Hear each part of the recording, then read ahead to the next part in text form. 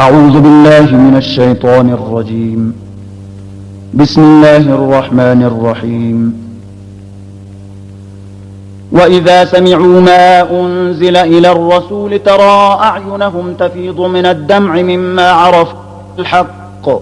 يقولون ربنا آمنا فاكتبنا مع الشاهدين. وما لنا لا نؤمن بالله وما جاءنا من الحق ونطمع أن يدخلنا ربنا مع القوم الصالحين.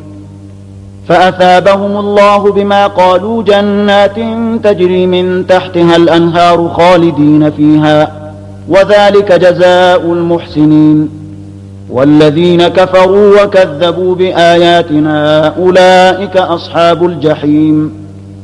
يا أيها الذين آمنوا لا تحرموا طيبات ما أحل الله لكم ولا تعتدوا إن الله لا يحب المعتدين. وكلوا مما رزقكم الله حلالا طيبا واتقوا الله الذي أنتم به مؤمنون. لا يؤاخذكم الله باللغو في أيمانكم ولكن يؤاخذكم بما عقدتم الأيمان فكفارته إطعام 10 مساكين من أوسط ما تطعمون أهليكم أو كسوتهم أو تحرير رقبة فمن لم يجد فصيام 3 أيام ذلك كفارة أيمانكم إذا حلفتم واحفظوا أيمانكم كذلك يبين الله لكم آياته لعلكم تشكرون. يا أيها الذين آمنوا إنما الخمر والميسر والأنصاب والأزلام رجس من عمل الشيطان فاجتنبوه لعلكم تفلحون. إنما يريد الشيطان أن يوقع بينكم العداوة والبغضاء في الخمر والميسر ويصدكم عن ذكر الله وعن الصلاة فهل أنتم منتهون. وأطيعوا الله وأطيعوا الرسول واحذروا فإن توليتم فاعلموا أنما على رسولنا البلاغ المبين. ليس على الذين آمنوا وعملوا الصالحات جناح فيما طعموا إذا ما اتقوا وآمنوا وعملوا الصالحات ثم اتقوا وآمنوا ثم اتقوا وأحسنوا والله يحب المحسنين. يا أيها الذين آمنوا ليبلونكم الله بشيء من الصيد تناله أيديكم ورماحكم ليعلم الله من يخافه بالغيب فمن اعتدى بعد ذلك فله عذاب أليم. يا أيها الذين آمنوا لا تقتلوا الصيد وأنتم حرم ومن قتله منكم متعمدا فجزاء مثل ما قتل من النعم يحكم به ذوى عدل منكم هديا بالغ الكعبة أو كفارة طعام مساكين أو عدل ذلك صياما ليذوق وبال أمره عفى الله عما سلف ومن عاد فينتقم الله منه والله عزيز ذو انتقام. أحل لكم صيد البحر وطعامه متاعا لكم وللسيارة وحرم عليكم صيد البر ما دمتم حرما واتقوا الله الذي إليه تحشرون. جعل الله الكعبة البيت الحرام قياما للناس والشهر الحرام والهدي والقلائد ذلك لتعلموا أن الله يعلم ما في السماوات وما في الأرض وأن الله بكل شيء عليم. اعلموا أن الله شديد العقاب وأن الله غفور رحيم. ما على الرسول إلا البلاغ والله يعلم ما تبدون وما تكتمون. قل لا يستوي الخبيث والطيب ولو أعجبك كثرة الخبيث فاتقوا الله يا أولي الألباب لعلكم تفلحون. يا أيها الذين آمنوا لا تسألوا عن أشياء إن تبد لكم تسؤكم وإن تسألوا عنها حين ينزل القرآن تبد لكم عفى الله عنها والله غفور حليم. قد سألها قوم من قبلكم ثم أصبحوا بها كافرين. ما جعل الله من بحيرة ولا سائبة ولا وصيلة ولا حام ولكن الذين كفروا يفترون على الله الكذب وأكثرهم لا يعقلون. وإذا قيل لهم تعالوا إلى ما أنزل الله وإلى الرسول قالوا حسبنا ما وجدنا عليه آباءنا أولو كان آباؤهم لا يعلمون شيئا ولا يهتدون. يا أيها الذين آمنوا عليكم أنفسكم لا يضركم من ضل إذا اهتديتم إلى الله مرجعكم جميعا فينبئكم بما كنتم تعملون. يا أيها الذين آمنوا شهادة بينكم إذا حضر أحدكم الموت حين الوصية اثنان ذوى عدل منكم أو آخران من غيركم إن أنتم ضربتم في الأرض فأصابتكم مصيبة الموت تحبسونهما من بعد الصلاة فيقسمان بالله إن ارتبتم لا نشتري به ثمنا ولو كان ذا قربى ولا نكتم شهادة الله إنا إذا لمن الآثمين. فإن عثر على أنهما استحقا إثما فآخران يقومان مقامهما من الذين استحق عليهم الأوليان فيقسمان بالله لشهادتنا أحق من شهادتهما وما اعتدينا إنا إذا لمن الظالمين. ذلك أدنى أن يأتوا بالشهادة على وجهها أو يخافوا أن ترد أيمان بعد أيمانهم واتقوا الله واسمعوا والله لا يهدي القوم الفاسقين. يوم يجمع الله الرسل فيقول ماذا أجبتم قالوا لا علم لنا إنك أنت علام الغيوب. إذ قال الله يا عيسى ابن مريم اذكر نعمتي عليك وعلى والدتك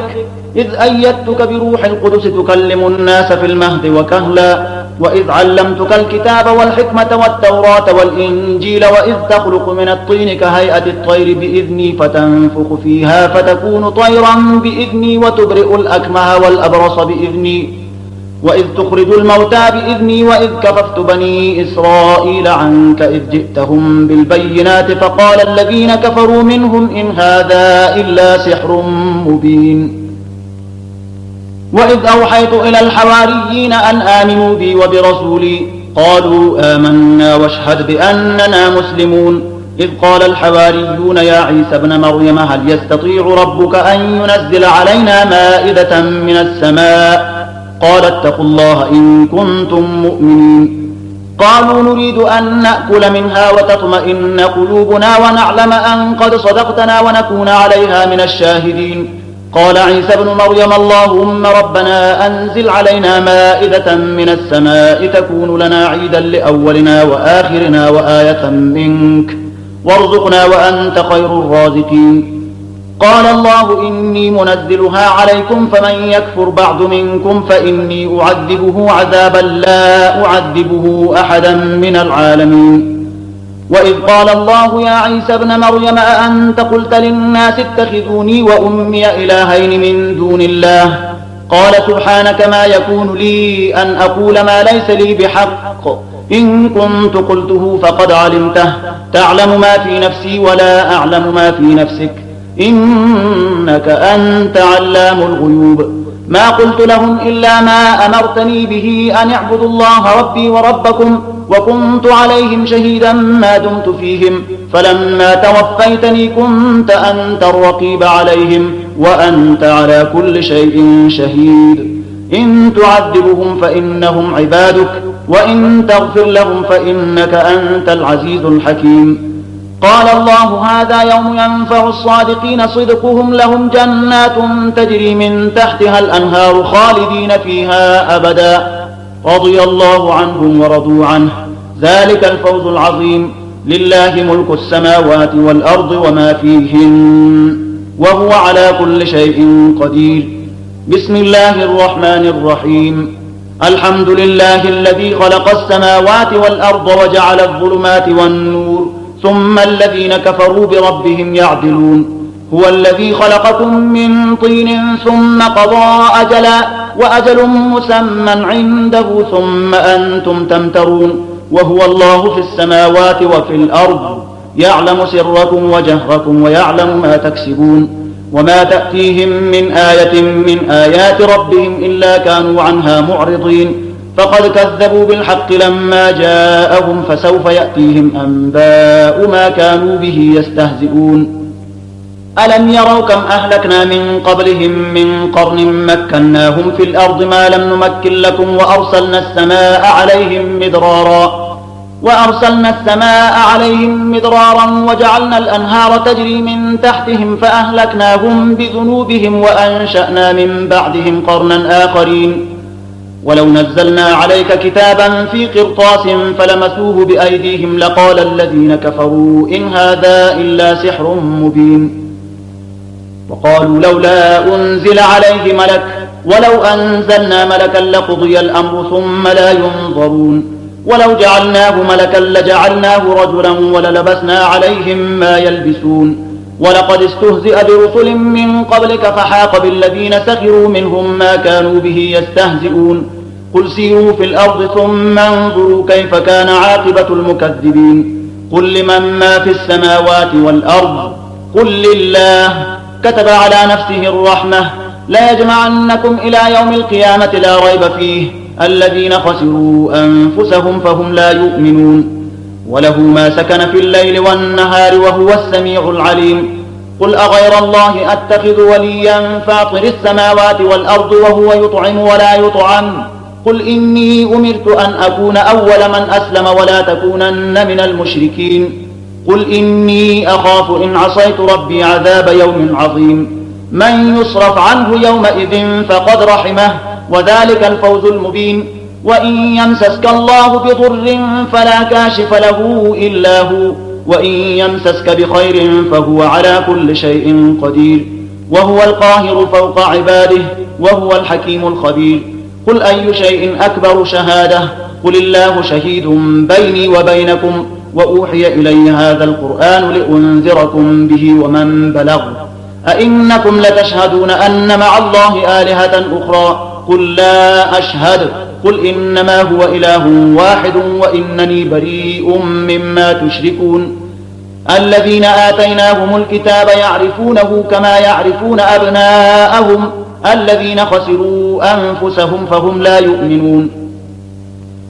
ومن أظلم ممن افترى على الله كذبا أو كذب بآياته إنه لا يفلح الظالمون ويوم نحشرهم جميعا ثم نقول للذين أشركوا أين شركاؤكم الذين كنتم تزعمون ثم لم تكن فتنتهم إلا أن قالوا والله ربنا ما كنا مشركين انظر كيف كذبوا على أنفسهم وضل عنهم ما كانوا يفترون ومنهم من يستمع إليك وجعلنا على قلوبهم أكنة أن يفقهوه وفي آذانهم وقرا وإن يروا كل آية لا يؤمنوا بها حتى إذا جاءوك يجادلونك يقول الذين كفروا إن هذا إلا أساطير الأولين وهم ينهون عنه وينأون عنه وإن يهلكون إلا أنفسهم وما يشعرون ولو ترى إذ وقفوا على النار فقالوا يا ليتنا نرد ولا نكذب بآيات ربنا ونكون من المؤمنين بل بدا لهم ما كانوا يخفون من قبل ولو ردوا لعادوا لما نهوا عنه وإنهم لكاذبون وقالوا إن هي إلا حياتنا الدنيا وما نحن بمبعوثين ولو ترى إذ وقفوا على ربهم قال أليس هذا بالحق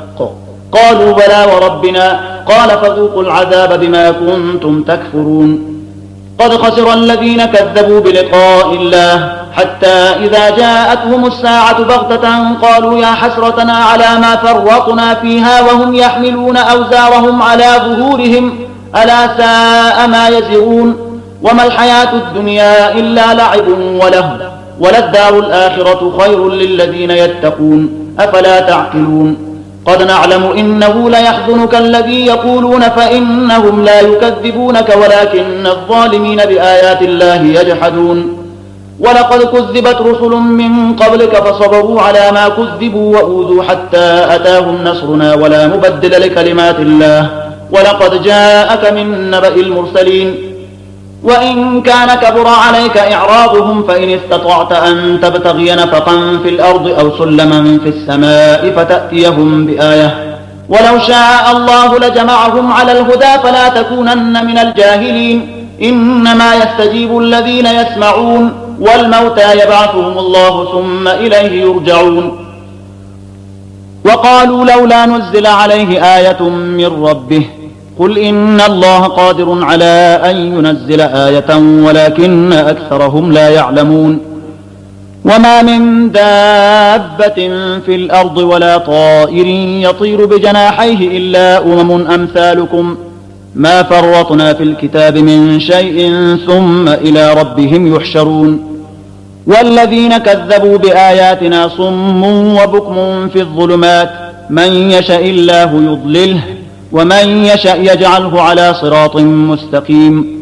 قل أرأيتكم إن أتاكم عذاب الله أو أتتكم الساعة أغير الله تدعون إن كنتم صادقين بل إياه تدعون فيكشف ما تدعون إليه إن شاء وتنسون ما تشركون ولقد أرسلنا إلى من قبلك فأخذناهم بالبأساء والضراء لعلهم يتضرعون فلولا إذ جاءهم بأسنا تضرعوا ولكن قست قلوبهم وزين لهم الشيطان ما كانوا يعملون فلما نسوا ما ذكروا به فتحنا عليهم أبواب كل شيء حتى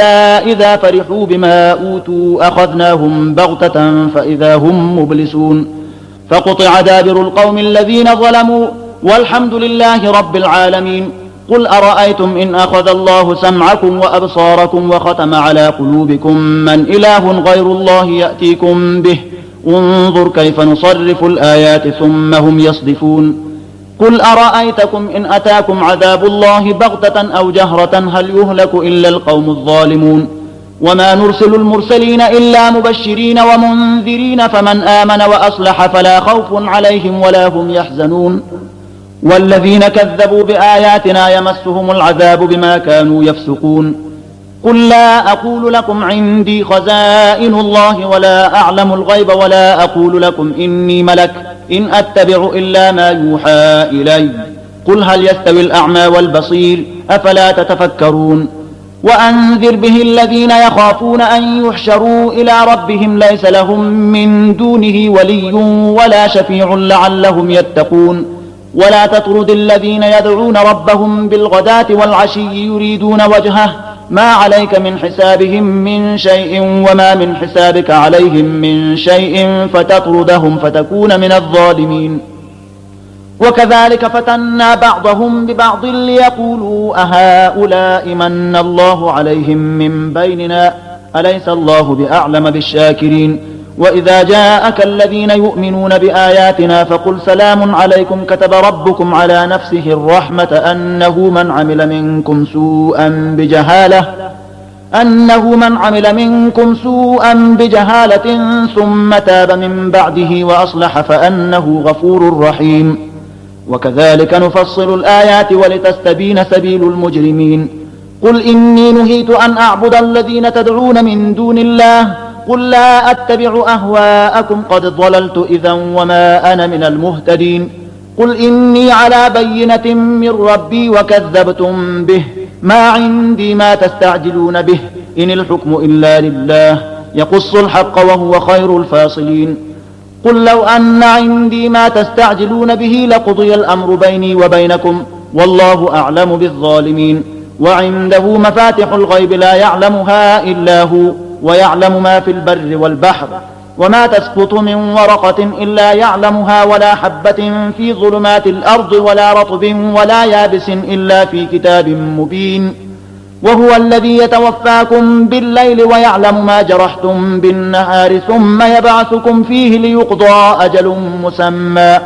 ثم إليه مرجعكم ثم ينبئكم بما كنتم تعملون وهو القاهر فوق عباده ويرسل عليكم حفظه حتى إذا جاء أحدكم الموت توفته رسلنا وهم لا يفرطون ثم ردوا إلى الله مولاهم الحق ألا له الحكم وهو أسرع الحاسبين قل من ينجيكم من ظلمات البر والبحر تدعونه تضرعا وخفية لئن أنجانا من هذه لنكونن من الشاكرين قل الله ينجيكم منها ومن كل كرب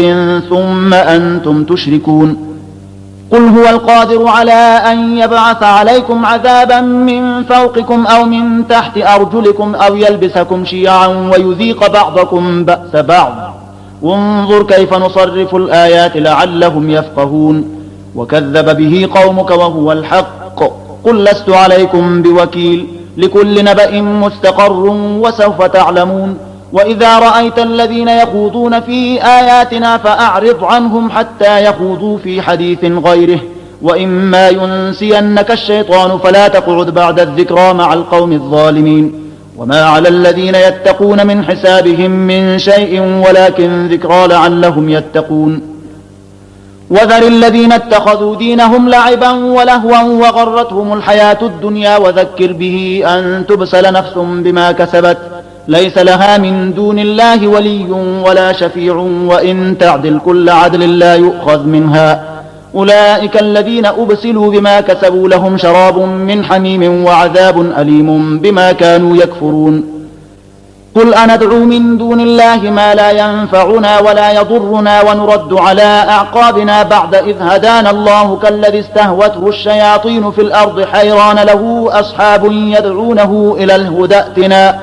قل إن هدى الله هو الهدى وأمرنا لنسلم لرب العالمين وأن أقيموا الصلاة واتقوه وهو الذي إليه تحشرون. وهو الذي خلق السماوات والأرض بالحق ويوم يقول كن فيكون قوله الحق وله الملك يوم ينفخ في الصور عالم الغيب والشهادة وهو الحكيم الخبير. وإذ قال إبراهيم لأبيه آزر أتتخذ أصناما آلهة إني أراك وقومك في ضلال مبين. وكذلك نري إبراهيم ملكوت السماوات والأرض وليكون من الموقنين. فلما جن عليه الليل رأى كوكبا قال هذا ربي فلما أفل قال لا أحب الآفلين. فلما رأى القمر بازغا قال هذا ربي فلما أفل قال لئن لم يهدني ربي لأكونن من القوم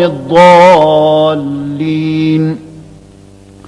فلما رأى الشمس بازغة قال هذا ربي هذا أكبر. فلما أفلت قال يا قوم إني بريء مما تشركون إني وجهت وجهي للذي فطر السماوات والأرض حنيفا وما أنا من المشركين. وحاجه قومه قال أتحاجوني في الله وقد هدان ولا أخاف ما تشركون به إلا أن يشاء ربي شيئا وسع ربي كل شيء علما أفلا تتذكرون. وكيف أخاف ما أشركتم ولا تخافون أنكم أشركتم بالله ما لم ينزل به عليكم سلطانا فأي الفريقين أحق بالأمن إن كنتم تعلمون. الذين آمنوا ولم يلبسوا إيمانهم بظلم أولئك لهم الأمن وهم مهتدون. وتلك حجتنا آتيناها إبراهيم على قومه نرفع درجات من نشاء إن ربك حكيم عليم. ووهبنا له إسحاق ويعقوب كلا هدينا ونوحا هدينا من قبل ومن ذريته داود وسليمان وأيوب ويوسف وموسى وهارون وكذلك نجزي المحسنين. وزكريا ويحيى وعيسى وإلياس كل من الصالحين وإسماعيل واليسع ويونس ولوطا وكلا فضلنا على العالمين. ومن آبائهم وذرياتهم وإخوانهم واجتبيناهم وهديناهم إلى صراط مستقيم. ذلك هدى الله يهدي به من يشاء من عباده ولو أشركوا لحبط عنهم ما كانوا يعملون. أولئك الذين آتيناهم الكتاب والحكم والنبوة فإن يكفر بها هؤلاء فقد وكلنا بها قوما ليسوا بها بكافرين. أولئك الذين هدى الله فبهداه مقتده قل لا أسألكم عليه أجرا إن هو إلا ذكرى للعالمين. وما قدروا الله حق قدره إذ قالوا ما أنزل الله على بشر من شيء قل من أنزل الكتاب الذي جاء به موسى نورا وهدى للناس تجعلونه قراطيس تبدونها وتخفون كثيرا وعلمتم ما لم تعلموا أنتم ولا آباؤكم قل الله ثم ذرهم في خوضهم يلعبون. وهذا كتاب أنزلناه مبارك مصدق الذي بين يديه ولتنذر أم القرى ومن حولها والذين يؤمنون بالآخرة يؤمنون به وهم على صلاتهم يحافظون. ومن أظلم ممن افترى على الله كذبا أو قال أوحي إلي ولم يوحى إليه شيء ومن قال سأنزل مثل ما أنزل الله ولو ترى إذ الظالمون في غمرات الموت والملائكة باسطوا أيديهم أخرجوا أنفسكم اليوم تجزون عذاب الهون بما كنتم تقولون على الله غير الحق وكنتم عن آياته تستكبرون ولقد جئتمونا فرادا كما خلقناكم أول مرة وتركتم ما خولناكم وراء ظهوركم وما نرى معكم شفعاءكم الذين زعمتم أنهم فيكم شركاء لقد تقطع بينكم وضل عنكم ما كنتم تزعمون إن الله فالق الحب والنوى يخرج الحي من الميت ومخرج الميت من الحي ذلكم الله فأنى تؤفكون فالق الإصباح وجعل الليل سكنا والشمس والقمر حسبانا ذلك تقدير العزيز العليم وهو الذي جعل لكم النجوم لتهتدوا بها في ظلمات البر والبحر قد فصلنا الآيات لقوم يعلمون وهو الذي أنشأكم من نفس واحدة فمستقر ومستودع قد فصلنا الآيات لقوم يفقهون وهو الذي أنزل من السماء ماء فأخرجنا به نبات كل شيء فأخرجنا منه خضرا نخرج منه حبا متراكبا ومن النخل من طلعها قنوان دانية وجنات من أعناب والزيتون والرمان مشتبها وغير متشابه انظروا إلى ثمره إذا أثمر وينعه إن في ذلكم لآيات لقوم يؤمنون وجعلوا لله شركاء الجن وخلقهم وخرقوا له بنين وبنات بغير علم سبحانه وتعالى عما يصفون بديع السماوات والأرض أنى يكون له ولد ولم تكن له صاحبة وخلق كل شيء وهو بكل شيء عليم ذلكم الله ربكم لا إله إلا هو خالق كل شيء فاعبدوه وهو على كل شيء وكيل لا تدركه الأبصار وهو يدرك الأبصار وهو اللطيف الخبير قد جاءكم بصائر من ربكم فمن أبصر فلنفسه ومن عمي فعليها وما أنا عليكم بحفيظ وكذلك نصرف الآيات وليقولوا درست ولنبينه لقوم يعلمون اتبع ما أوحي إليك من ربك لا إله إلا هو وأعرض عن المشركين ولو شاء الله ما أشركوا وما جعلناك عليهم حفيظا وما أنت عليهم بوكيل ولا تسبوا الذين يدعون من دون الله فيسبوا الله عدوا بغير علم كذلك زينا لكل أمة عملهم ثم إلى ربهم مرجعهم فينبئهم بما كانوا يعملون وأقسموا بالله جهد أيمانهم لئن جاءتهم آية ليؤمنن بها قل إنما الآيات عند الله وما يشعركم أنها إذا جاءت لا يؤمنون ونقلب أفئدتهم وأبصارهم كما لم يؤمنوا به أول مرة ونذرهم في طغيانهم يعمهون